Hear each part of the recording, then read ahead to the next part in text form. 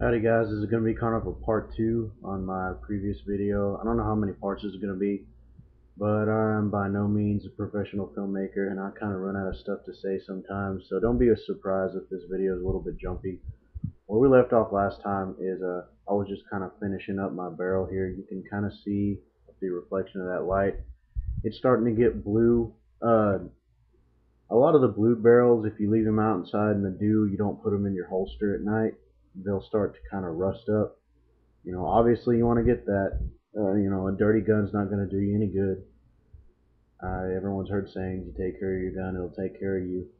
But I've pretty much, since the last time, got all the residue and things out of the inside of the plunger mechanism, and you definitely want to do that. I guess the next part we should probably do is the actual cylinder. Now, first thing, just like you did with the barrel, you can see in the inside it's got a little bit of a sticky kind of residue. Get that out, because if you don't, your gun's not gonna rotate whenever you pull the hammer. Then you're dead. Same thing, get you a little bit of solvent. You don't necessarily need to put it on the end of a rod if you don't have one.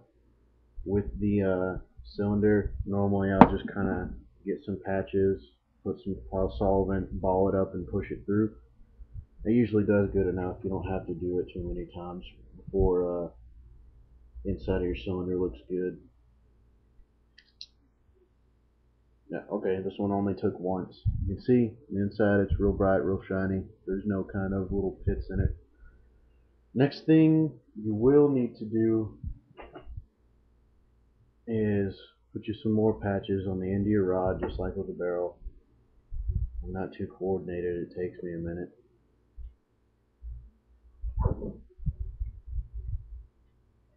Go ahead and do 2.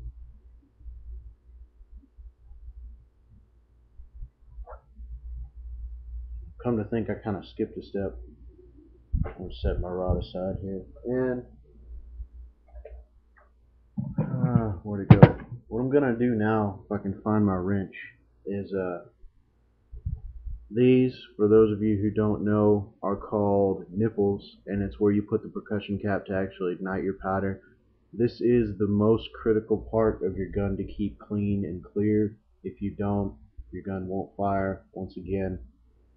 And if you have your gun already loaded and your nipples plugged up, you've got to pick it out. And if you can't get your nipple clean and you can't get it to fire, then you have to go through all the trouble of pulling out all that powder and cream of wheat out of your gun without any kind of explosion. Here we go. This is a nipple wrench. This isn't the period correct one, but it's very useful. There shouldn't be an excessive amount of tension on your nipples. I mean, obviously you want them tight so there's no escaping of your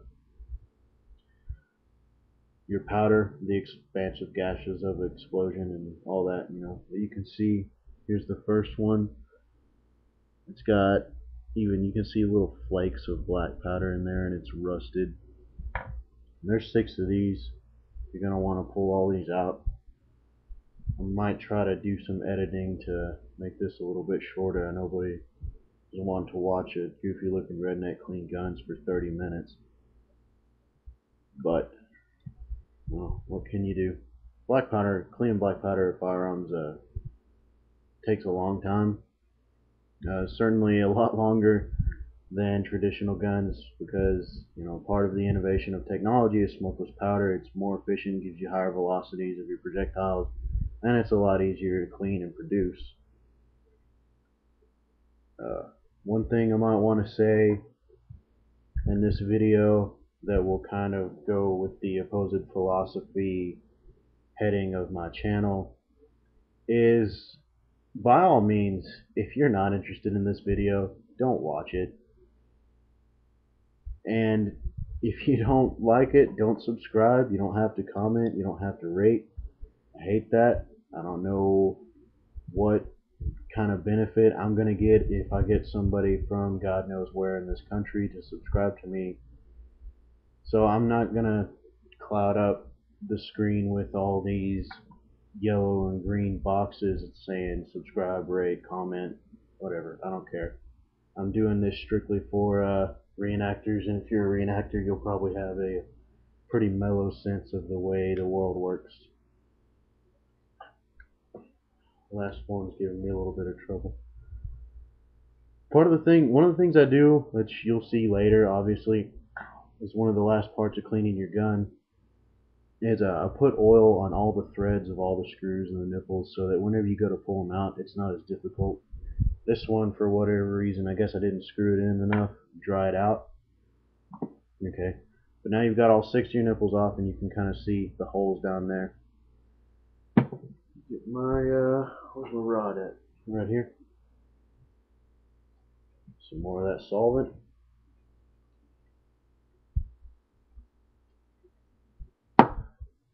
What I kind of do, kind of speeds this process up. Just start on any cylinder, push it in there as far as you can, and kind of spin it. Well, you can't spin it that way because then you're unscrewing your jag. Spin it around, and once you get most of the crud off, it should be kind of loose enough to spin like this. I don't know. You find your own way to doing it. But your cylinders, I mean, they need to be clean, but they don't need to be spotless. And, you know, you can go through it as many times as you want. Always pick one cylinder and then always go to one to the right, because nobody likes to waste time. You don't want to be re-cleaning a clean gun, I guess, unless you're bored, and then it's kind of fun.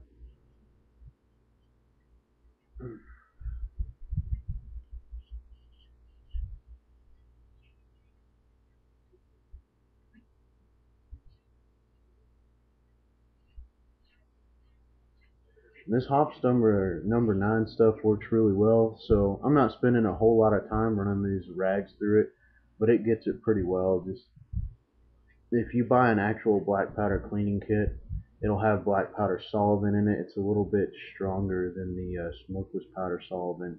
It needs to be. Okay, you can see now, whereas before the inside of the cylinders were kind of black and matte, you couldn't see light reflecting off of them. Now they are pretty shiny, and that's good. I still have some crap up here in the threads, but we'll take care of that later. One of the things you can do to keep your nipples clear is soak them in hydrogen peroxide.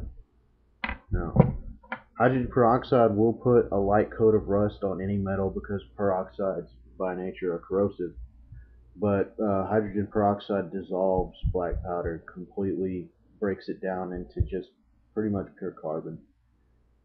And I don't have any peroxide with me now, but you can take these nipples and put them in the cap for 10-15 minutes, whatever. That'll work. For now, they're pretty much clear. I've got my little housewife sewing kit that many reenactors have. It's kind of essential once you get out there on your own. Get you a little needle. You can see that. Run it through, make sure it's clear. You want to be able to see through it. Obviously, if you have bad vision, that's going to be kind of difficult because it's not a very big hole that that spark travels through. But, you know, kind of twist it around. Make sure you don't have any big chunks of black powder down in there. And I'm not going to do that with all 6 for the sake of time. I'm sure you don't care to see me do all of them. And I'm about to run out of time, so looks like we're going to have at least a part 3 to this.